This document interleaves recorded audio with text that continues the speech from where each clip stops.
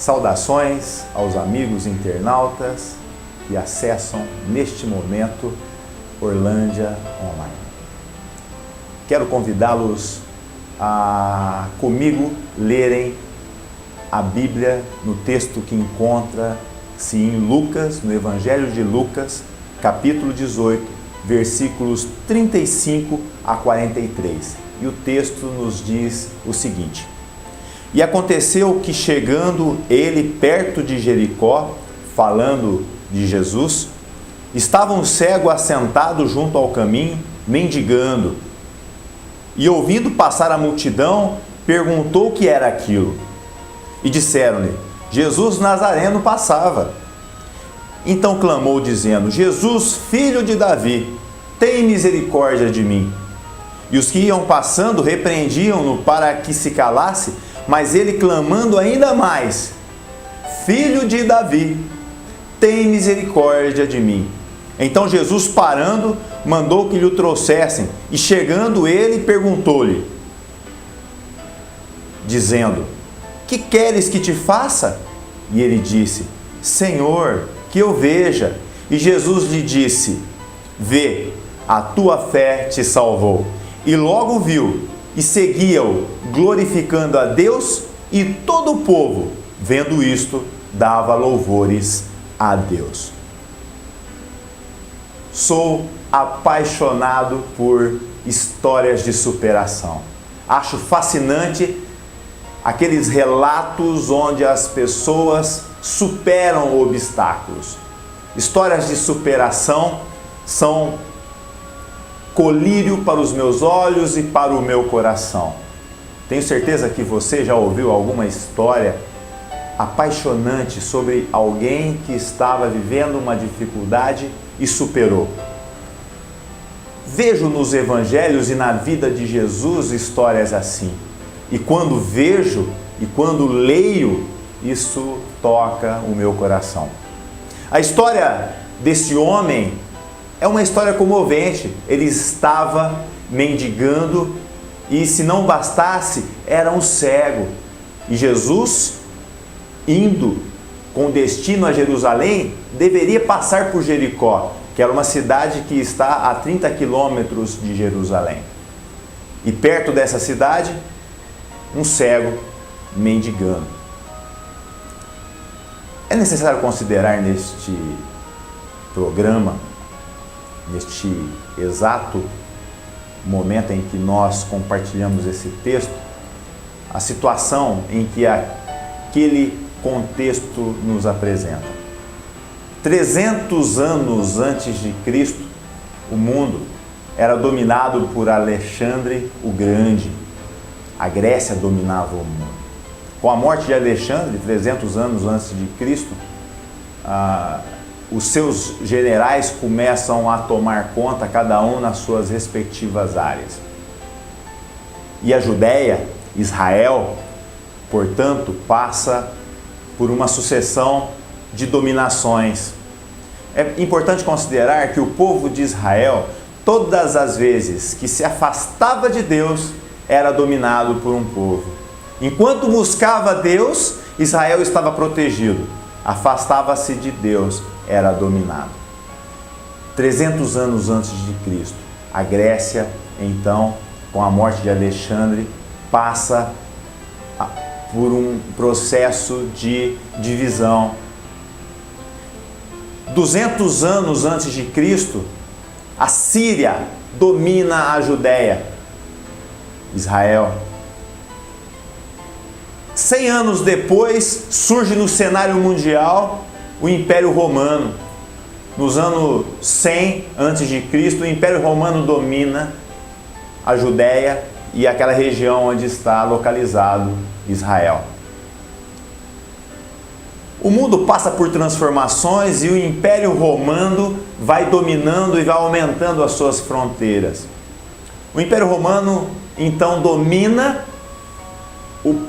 a nação de Israel, e Israel passa a ser subjugada pelo Império Romano. Nos anos 50 antes de Jesus, Portanto, Israel é completamente tomado por edificações, pelo exército romano, e as suas fronteiras são completamente dominadas. Estamos falando de um povo que foi dominado. O Império Romano, religiosamente falando, era um sincretismo. Muita influência grega, mitologia, havia deuses para tudo. Deuses do fogo, deuses da água, deuses das plantações, deuses do sexo, deuses da bebida e o máximo deles, que era o próprio imperador, que rogava o título de divindade. Israel estava dominado, e um povo dominado é um povo que vai patrocinar o sistema político e econômico do povo que o domina. Israel vivia essa circunstância. Nos impérios, nos governos déspotas, duas castas são nitidamente encontradas: os dominantes e os dominados. Os dominados pagam para que os dominantes se mantenham no poder e mantenham o seu status econômico. Israel, portanto, pagava altos impostos para manter também o Império Romano. Imagina que aquele cego vivia num ambiente de grande sincretismo religioso, numa época de grande dificuldade econômica, porque aquele momento era um momento crucial. Jesus Cristo, o Messias anunciado, escolhe como seus seguidores 4 pescadores e sucessivamente vai escolhendo outros, homens que não cursaram faculdade, que não eram expoentes na sociedade, mas que foram selecionados para andar com Jesus, para aprender de Jesus. E Jesus começa o seu ministério.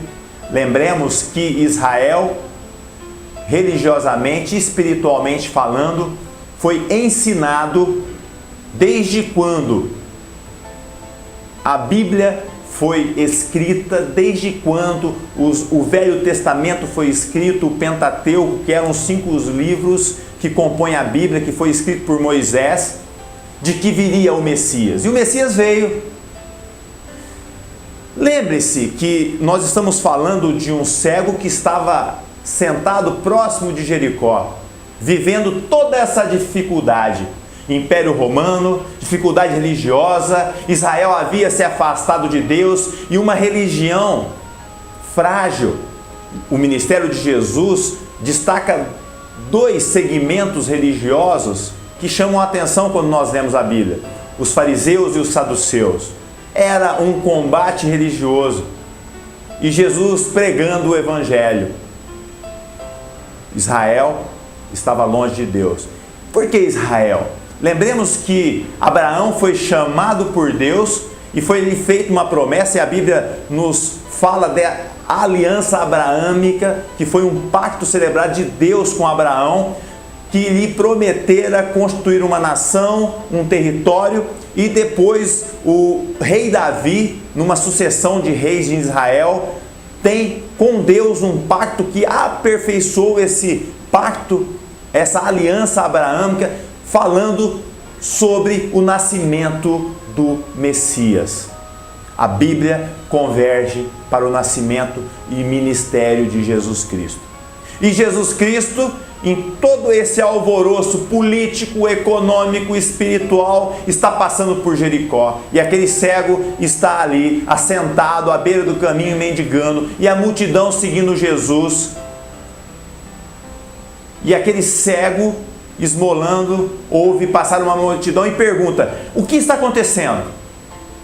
Aquele cego, em tempos de crise, não tinha qualquer tipo de condição.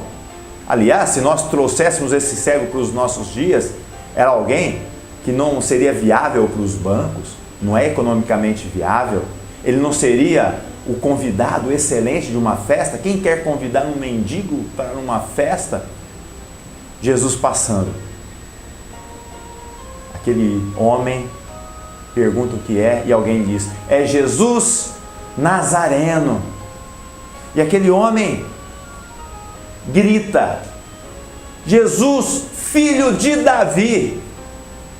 Enquanto aqueles que passeavam, andavam, aquele tumulto estava identificando Jesus, o Nazareno, porque Jesus, apesar de ter nascido em Belém, passou toda a sua vida em Nazaré, por isso Jesus Nazareno. Mas enquanto aqueles homens identificavam Jesus como aquele que morava em Nazaré, o Nazareno, aquele que trabalhava, aquele que era uma pessoa talvez comum, mas que fazia alguns prodígios, aquele homem já identificava Jesus como o Messias. Ele não diz Jesus Nazareno, ele diz Jesus, filho de Davi. Aquele homem sem cultura, aquele homem iletrado, aquele homem sem recurso, aquele homem sem conhecimento, aquele homem subjugado pelo Império Romano, aquele homem que estava à beira do caminho, que estava respirando o pó daqueles que transitavam, sabia que aquele Jesus era o Messias, Jesus, filho de Davi. Ele era cego, ele não tinha condição nenhuma física de enxergar, mas ele já sabia que aquele que passava era o Messias, Jesus Cristo, o Filho de Deus. E Jesus, ouvindo aquela declaração, parou. Claro, todo mundo queria ver um milagre, todo mundo queria ouvir alguma coisa, queria ver a multiplicação de peixes, a multiplicação de pães. As pessoas estavam vendo os milagres, os prodígios, Jesus fazendo parar a tempestade, e aquele homem declara: Jesus, filho de Davi, Messias, o Salvador, aquele que nós esperamos, aquele que vai salvar o nosso povo, aquele que vai trazer a mensagem, aquele que vai trazer as boas novas. E Jesus para. Agora é hora de Jesus tratar com aquele cego. Que história maravilhosa! Esse cego ainda não via com os olhos, mas ele via algo que aquela multidão não estava vendo: Jesus, o Filho de Deus. Muitos estão buscando uma verdade e não conseguem encontrar. Muitos estudam aqui, estudam ali, leem livros e mais livros e não estão conseguindo encontrar a verdade. Jesus é tão simples que a pessoa que nem a multidão queria dar atenção compreendeu quem era Jesus. Jesus é tão claro que até um cego pode ver. A mensagem de Jesus é tão simples que até um cego pode compreendê-la. Antes desse cego pedir alguma coisa ao Senhor, ele já declarava: o Senhor é o Messias. Jesus para e pergunta para aquele cego: homem, o que você quer que eu te faça? Senhor, que eu veja. E Jesus vê, abre os olhos, a tua fé te salvou. E ele saiu glorificando a Deus atrás de Jesus, clamando e bradando em alta voz: este é o Jesus. Amigo, você que está acessando esse site, está buscando respostas, já frequentou tantas igrejas, religiões, já leu tantos livros, já buscou tantos conselhos e não consegue encontrar? Dentro do teu coração existe um vazio tremendo. Você busca respostas e não encontra. Jesus é tão simples que você, eu e até mesmo um cego consegue vê-lo. Portanto, a vontade de Deus para a sua vida nesse momento é que você abra o seu coração e deixe esse Jesus entrar. Acredite, creia, a tua fé irá te salvar. Faça essa oração e tenho certeza que você será abençoado e será salvo e a tua alma será restaurada. É o que eu desejo. Em nome de Jesus. Até uma próxima oportunidade, se Deus assim nos permitir.